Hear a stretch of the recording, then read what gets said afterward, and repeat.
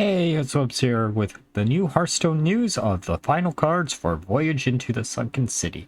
So I've had a little bit of a family emergency, so this video and the other two videos that will be coming out for the new news of Hearthstone are going to be a little bit delayed, but I will try to get them out as soon as possible. And because I'm in a little bit of a time crunch, I'm just going to be using out of cards and the official Hearthstone site for both this video and the next one. With that being said, let's look over the first card that was revealed, Predation, which is a 3-cost fail spell for Demon Hunter that deals 3 damage, cost 0 if you've played a Naga while holding this. I think this is actually a pretty good card overall.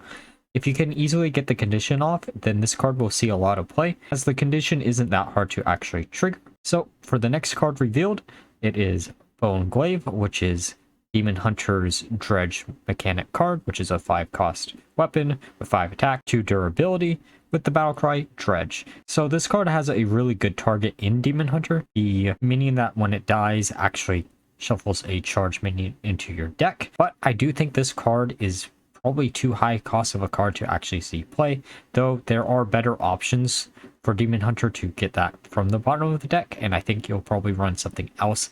Probably a neutral card if you're going to try to make a charge Demon Hunter deck work. Now for the Druid cards, the first one being Seaweed Strike, which is a 3-cost Druid spell that is nature, deals 4 damage to a minion if you're holding a Naga while holding this. Also give your hero +4 attack. So this is actually support for questline Druid, which hasn't really seen that much support, and I actually like this card a lot, though I don't know if you're going to want to play this in a questline Druid deck, because I can't think of any real big Nagas besides the next two that you would want to include in a deck like that, but I could be easily wrong. The next card revealed is a really good Naga for Druid and supports mana cheat, which is really frustrating, but it is what it is. It's a 6-cost Druid minion with 5 attack, 5 HP. Her name is Green Thumb Gardener with the battle cry refresh empty mana crystals equal to the cost of the most expensive spell in your hand. I think this will probably see a lot of play. I know a lot of Druid's high cost cards are rotating out, but there are some that are getting printed in the set, and I do think this has the potential to be broken at any point in the game, as a lot of the other mana cheats in Druid currently are rotating out, and this is a pretty good replacement. The next minion is Dozing Kellkeeper, which is a 1-cost Druid minion with Rush. Starts dormant, and after you cast 5 mana worth of spells, awaken. It has 4 attack, 4 HP. It is a Naga. I think this card has potential, but I do think it's one of those cards that, sure, it is a 1-cost card, but you're not actually going to be using it on turn 1. You're probably going to want to use this later on in the game, and it's probably going to be one of those cards where it's not a card that you want to keep in your open hand, as it truly isn't a 1-cost card. It's really like a turn 3 or turn 4 card. I think you'll see some type of play here and there. It does have nice stat lines. So Hunter's Colossus Minion is the final Colossus Minion revealed for the set. It's Hydralodon, which is a 7-cost Colossal Minion for Hunter with 5 attack, 5 HP, the Colossus with the Colossus of 2, and the battle cry that gives his 2 heads that he spawns, Rush. And the 2 individual heads spawn a additional 2 heads if they die before the main body actually does. I know a lot of people were actually kind of theorizing that Hunter's Colossus Minion was going to be a Hydra, but instead be Trigor. This character doesn't actually exist, I don't think. It is cool to see that idea actually move forward, and it's a really neat idea for a Colossus Minion overall. I think this card will probably see some type of play in some big Hunter deck. It really also depends on if some of the other cards that are actually rotating into the core set will support this or not, but I do think this has a lot of potential, and it looks like a really fun one to actually use. Alright, now back to the Out of Cards website. The next card is Urchin Spikes, which is a 1-cost Hunter spell that makes your spells this turn poisonous. So this card is basically Professor Slate, but as a spell, which makes it a lot better for something like Quest Hunter. It also has the added benefit over Slate that you can actually run 2 copies instead of 1. which is actually pretty good. I think this will maybe see some play in Questline Hunter. It depends if they want some removal tools in the form of this or some of their secrets. It really just depends in the end. The next card that was revealed for Hunter is Harpoon Gun, which is a 3-cost weapon with 3 attack and 2 durability. And after your hero attacks, Dredge. If it's a beast, reduce its cost by 2. So this is actually really good with the Dredge target in Hunter that actually summons a beast from the deck whenever it dies. And I do think this card will probably see a lot of play. And the final card for Hunter that got revealed today is Conch Call, which draws a Naga and a spell from the deck. And it costs 3. So this card is probably pretty good in Hunter, especially given the fact that the legendary for Hunter that is a Naga is actually really good. And I could see this seeing some play in some type of Questline deck. I think Questline Hunter is probably the deck that's going to win out the most when it comes to Hunter decks with this set. And that makes me a little bit angry, especially because of the fact that that deck was already decent enough already. It didn't really need too much support to see more play. But between that and Big Beast Hunter, I don't know which one's going to see more play in the end. The last card for Mage also got revealed, which draws a Mech from the deck and reduces the cost of mechs in your hand by 1. So I've seen the core set a little bit, and I'm happy to report that Mech Warper isn't actually rotating back in. So a card like this can get easily abused by Mage, but at the same time, at least you don't have enough mana cheat where you could eventually just reduce all the mechs in your hand to 0 really easily. And I think this card will probably see a lot of play. It's a really good card just for Mech Mage anyways. So let's move on to the Paladin cards. Holy Maki Roll, which is a 1-cost holy spell for Paladin, restores 2 health, and it's repeatable this turn. It's kind of frustrating that they just don't use the keyword echo, especially given the fact that a lot of the cards, or at least some of them that are rotating in for the core set, are using old keywords and they're not even pretending like they need to teach people. It's kind of weird that they're not being consistent there, but it is what it is. I think this will probably see some play if Healing Paladin becomes a deck, but I don't think the deck actually has that big of a payoff currently. So besides being able to control the board for a long state of time or outlast your opponent, I don't know if this will actually see play. It's a decent enough card. It has a lot of potential for the future, but I don't know. The last Paladin card revealed is Bubble Bot, which is a 4-cost mech for Paladin with 4 attack, 4 HP, and it gives your other mechs Divine Shield and Taunt. If Mech Paladin actually becomes a thing, I think this will probably be a really decent card in it. Now for the only time the Zoth actually features in any of the card artwork for this entire set, Whispers of the Deep, which silences a friendly minion, then deals damage equal to its attack, randomly split among all enemy minions.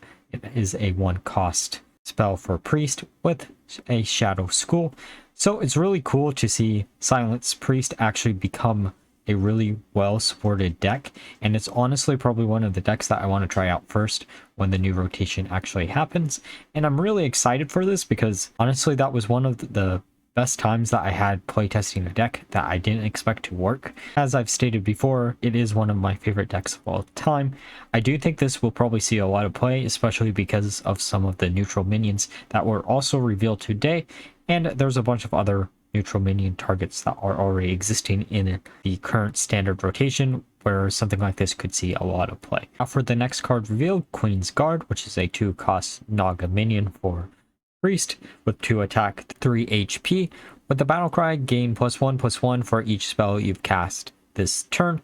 So if we still had a bunch of mana cheat for Priest, I think this card would probably see a lot of play, but with Palm Reading rotating out, that removes a lot of the mana cheat that you possibly could get. Same thing with the Blood Weaver that is also rotating out, but the next card should help a little bit with this card. It's definitely another example of a card that looks like it's turn 2 play, but for the most part you're probably going to want to play it much later in the game. And the last Priest card revealed is Illuminate, which is a 0-cost free spell with a Holy School. Dredge, if it's a spell, reduce its cost by 3. So this also supports Silence Priest because the Dredge target for Priest is actually support for that deck, and it serves as a really good spell just overall. It is 3 mana cheat, and sure, it's only putting it at the top of the deck, but something like this is going to be really impactful, and I can't see a world where this doesn't see any play. Now for the rogues cards. The first one being Swift Scale Trickster, which is a 4-cost Naga with 2 attack, 2 HP, and the battle cry, your next spell this turn costs 0. So this card could be very frightening with Smokescreen as the highest cost rogue spell I think that is currently in rotation. And if there's some weird wacky death rattle rogue deck, I could see this probably seeing some play in that deck. And even outside of that, mana cheat is still mana cheat. Sure, it does cost 4, but I do think this will probably see some play in some type of rogue deck. I just don't know exactly where. My bet would be Death Rattle Rogue, but I could be wrong. The next card that got revealed is a weapon for Rogue, which is Swordfish. Battlecry, Dredge. If it's a pirate, give this weapon and the pirate +2 attack. So if I remember right, the Azuran cells that actually shuffles in spells and not pirates. So the condition for this card is going to be really difficult to actually meet in a rogue deck, especially because you can't actually guarantee the fact that you're going to have a pirate at the bottom of the deck. The next card that got revealed, which is a much better Dredge card for Rogue, Gone Fishing, which is a 1-cost Rogue spell with Dredge and combo, draw a card. This basically just draws into whatever card you dredged from the bottom of the deck. And I can't see a world where this doesn't see play. It's just a really decent card overall, and the combo, that's not really a hard condition to actually fulfill, especially because it's a 1-cost card. The next card revealed is Blood in the Water, which deals 3 damage to an enemy. Summon a 5/5 shark with Rush. It's a 6-cost rogue spell. I think this is a little bit too high cost of a card to see much play, but given the fact that Swift Scale Trickster also has been revealed today, it might see some play in some type of high cost rogue spell deck. But I honestly can't see a world where this sees play over something like Garroot, as it serves a similar purpose, besides the fact that it can remove a target, I guess, from the board instead of just going face. I just think Garroot is a much better target. The last card for Rogue is Fillet Fighter with a cost of 1, 3 attack, 1 HP. It is a pirate with a battle cry, deal 1 damage. So this card is probably a really good card to include in a Hook Tusk deck. It's a cheap enough minion to combo with Mr. Smite if you can get him down later in the game, and it allows you to do 4 damage minimum if you do that, though it does act as a good pirate to actually use for Hook Tusk if you are actually trying to make a Hook Tusk deck work, and this will probably see some play somewhere. I do think it is a little bit weak on the stat line and easy to remove, but if you can combo it out, it might be a really good card to use. Now for Shaman, and the thing that frustrates me the most out of all the cards that was revealed, Anchored Totem. This is support for Eyesore, the set after Eyesore rotates out. It's a 2-cost Shaman Totem with 0 attack, 3 HP, and after you summon a 1-cost minion, give it +2/+1. So this is really good for Fish Shaman, which is probably the home it's meant for, and I'm really looking forward for a deck like that. It's a little bit frustrating to see such a good card printed after Eyesore actually rotates out, but it is what it is. I knew it was going to happen eventually because it is their key mechanic, but I can not see a world where this doesn't see some play in the end. The next cards revealed are the 4 Warlock cards. The first one being Void Gill, which is a 2-cost Murloc for Warlock with 3 attack, 2 HP, and the Death Rattle, give all Murlocs in your hand +1/+1. So Baron Geddon is actually rotating out, which makes this a little bit worse, but this is a really good target for a Murloc deck to actually include it in their deck, and the condition for it to die isn't the hardest thing in the world.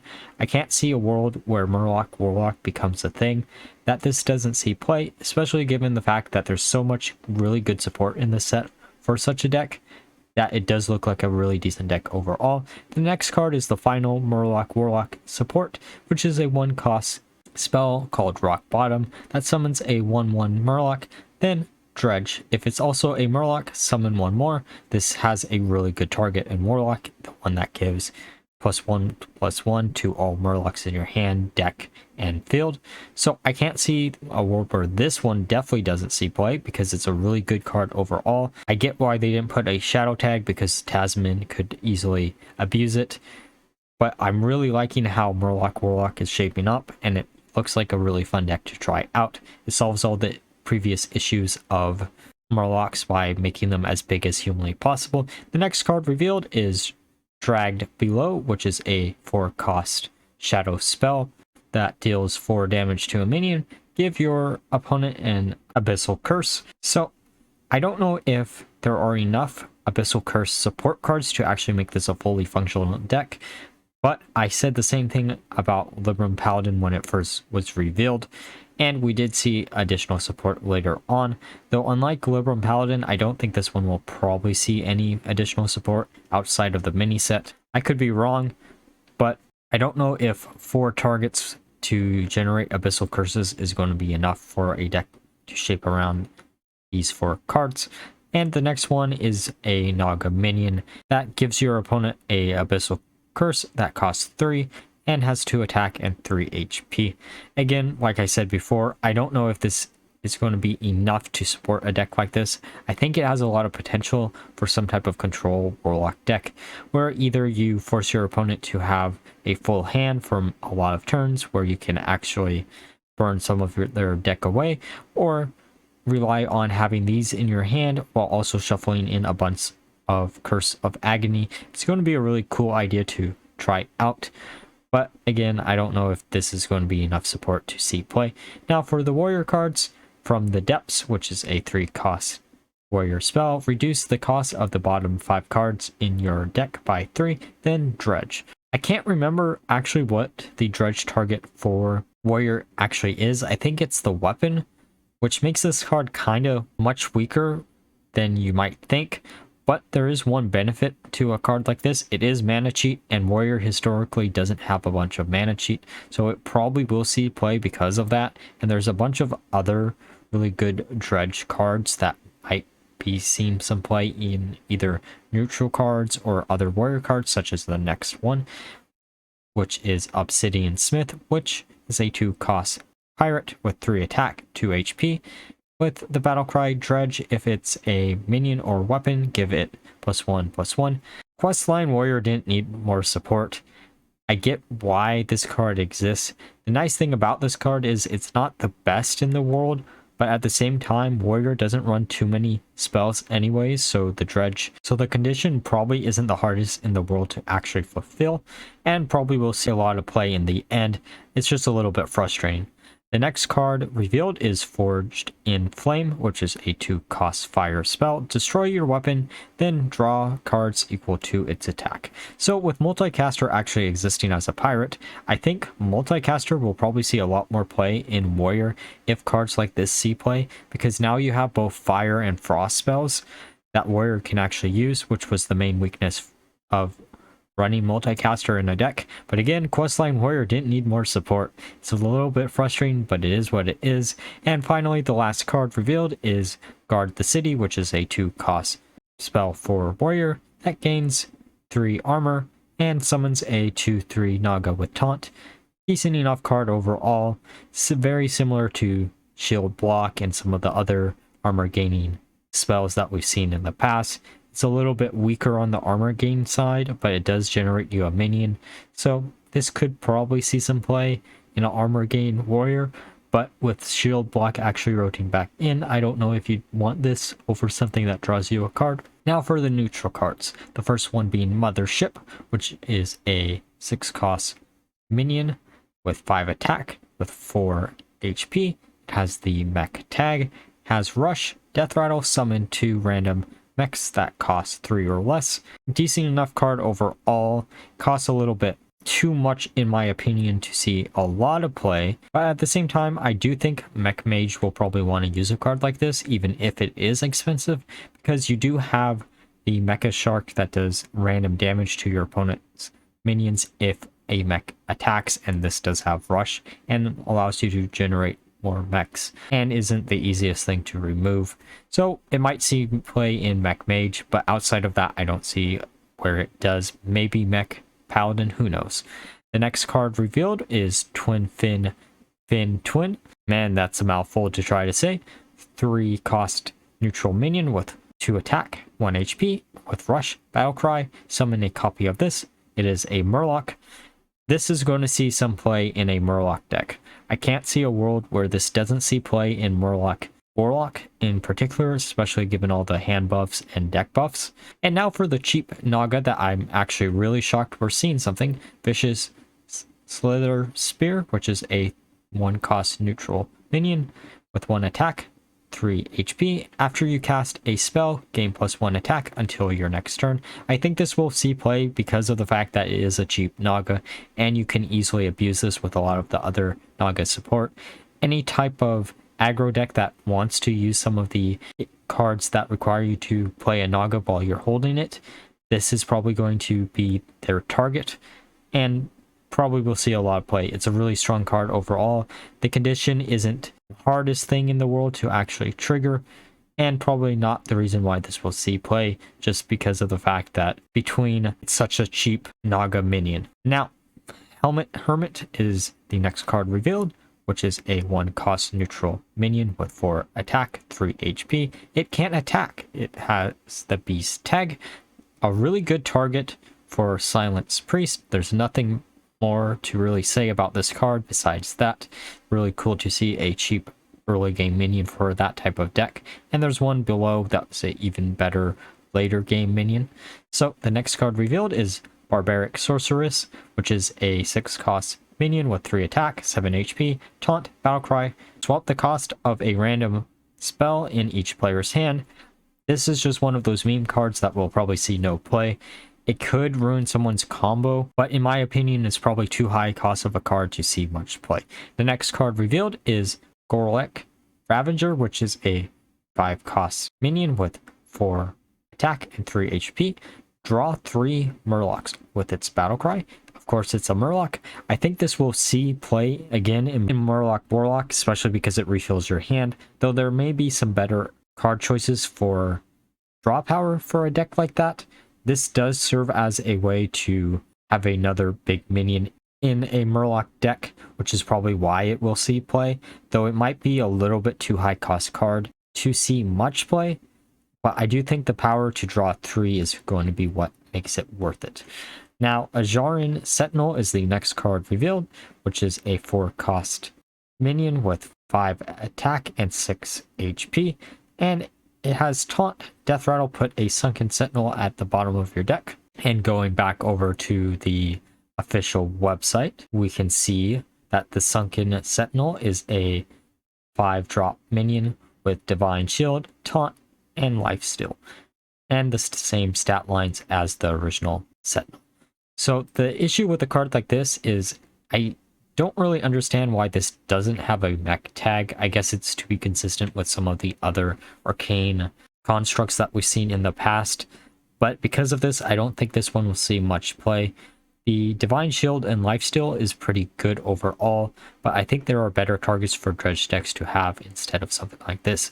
If it wants 1 cost lower and with maybe a little bit a lower stat line, it would probably see play.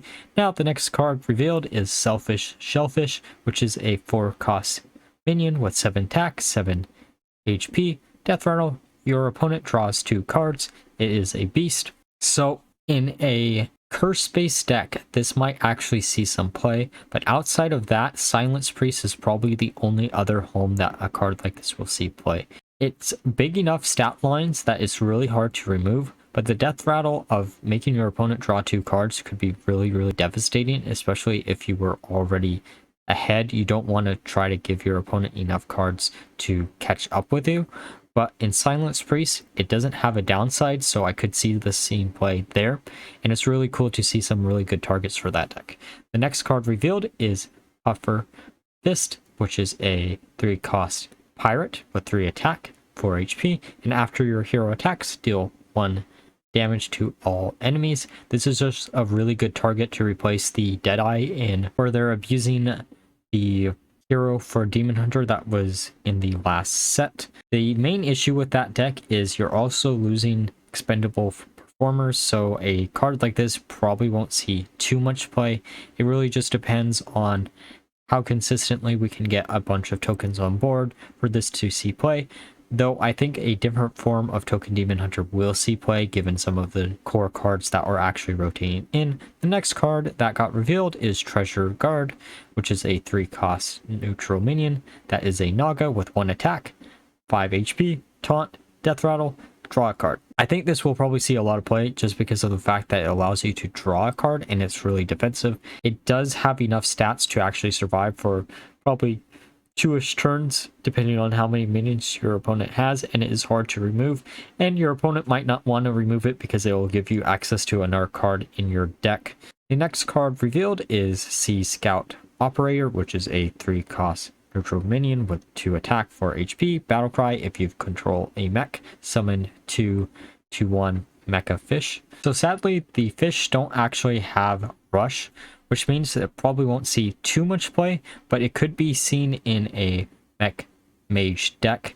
I think you would rather play some cards that are actually mechs in the deck than a card like this, but I could be wrong. The next card revealed is Reef Walker, which is a 3-cost neutral minion with 3 attack, 2 HP. It is a elemental and has the battle cry and death rattle. Summon a 1/1 piranha swarmer. So this supports fish shaman. It's really interesting to see that we got like 2 neutral cards that actually generate piranha swarmers, while all the other ones are for shaman only. It would have made a lot more sense to just give it all to shaman, but I guess they were trying to make room for some other spells or other types of deck. And this is a really nice change compared to what we saw with the Alterac Valley set, where every single card's only supported Frost until the mini set for Shaman. The next card revealed is Nateful Mine, which is a 2-cost mech with 0 attack, 2 HP, with the death rattle. Deal 4 damage to the enemy hero. This is actually a pretty cool card overall for a death rattle deck where you could abuse this easily. You could easily abuse this in something like Rogue or Priest, depending on if you want to use the hero card. But I think this is probably going to see a lot of play in Rogue in particular, because there's so many ways to just copy the death rattle to just trigger a bunch of damage to your opponent. I don't know if this is going to be as oppressive as Groot Rogue in the past, but this will probably see a lot of play. The next card revealed is Rainbow Glow Scale, which is a 2-cost Naga with 2 attack, 3 HP with spell damage +1. This is a decent enough cheap spell power minion, but I don't think this will see too much play because really spell power minions don't see too much play currently outside of Mizaki, which is rotating out, and the Guild Trader, which is still in rotation and probably a even better target. The next card that was revealed is Security Automation, which is a 2-cost 1 attack, 3 HP mech, which has, after you summon a mech, gain +1/+1. It's a better version of the Vapor for Shaman for elementals, so I think this card will probably see a lot of play in a mech mage or mech paladin deck or any mech deck in the future because it is just such a good card overall. Now for the second to last card, Murkwater Scribe, which is a 2-cost Naga minion with 3 attack, 2 HP. With the battle cry, your next spell costs 1 less. So mana cheap, but it's neutral. Going to be a little bit frustrating to actually play against if it does see some play. It's a cheap enough minion where it will play in mage in particular, especially given the fact that they do have the one Naga that is basically a dark glare and is a really good target for a card like that.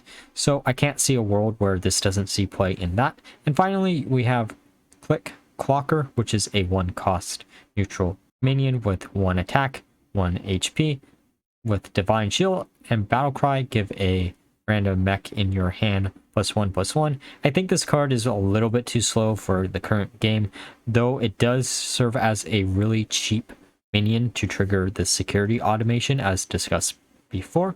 So this could probably see some play because it is such a cheap minion. It just really depends if we're going to want to rely on a bunch of cheap minions for mech mage or a bunch of more expensive minions. I do think having a bunch of cheap minions should allow us to actually abuse the Mech Shark as much as humanly possible. So this probably will actually see some play in the end. Alright, so those were all the cards revealed today for the Voyage to the Sunken City set. Let me know down below which one you're actually looking forward to actually using the most and what decks you're looking forward to use the most. And like always, if you enjoyed the video, please leave a like, comment, and subscribe. And until next time, bye bye.